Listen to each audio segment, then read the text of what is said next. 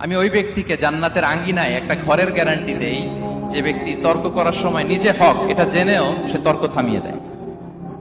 অনেক সময় হয় না, অনেকে পায়ে পাড়া দিয়ে ঝগড়া করতে আসে, এরকম আছে না নাই? আপনি চুপচাপ দেখবেন একটা বাজে কমেন্টস করতেছে, আবার কমেন্টের নিচে কমেন্ট, আবার গালি, হ্যাঁ আছে না এরকম?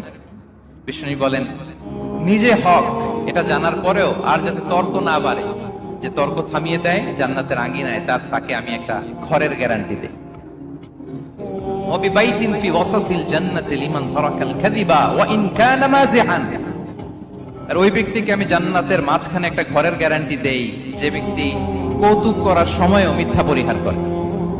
করতেছে কৌতুক, ফান করতেছে, আর হি ইজ কিডিং, ফান করে, কৌতুক করে, কিন্তু কৌতুকের সময়ও সে মিথ্যা বলে না। এই স্বভাব যাদের, তাদেরকে আমি জান্নাতের মাঝ বরাবর একটা ঘরের গ্যারান্টি দেই। এরপর বিষ্ণু কি বলে দেখেন, তিনি বলেন وببيت في أعلى الجنة لمن حسن خلقه। আর জান্নাতের একেবারে হাইস্ট পিক অফ প্যারাডাইস, জান্নাতের সর্বোচ্চ স্তরে আমি একটা ঘর বা একটা বাসভবনের গ্যারান্টি ওই ব্যক্তিকে দেই যে তার আচরণটা সুন্দর করেছে,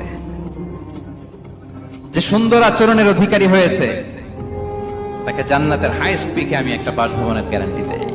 তাহলে বলেন তো আমাদের আচরণটা সুন্দর করার দরকার আছে না নাই?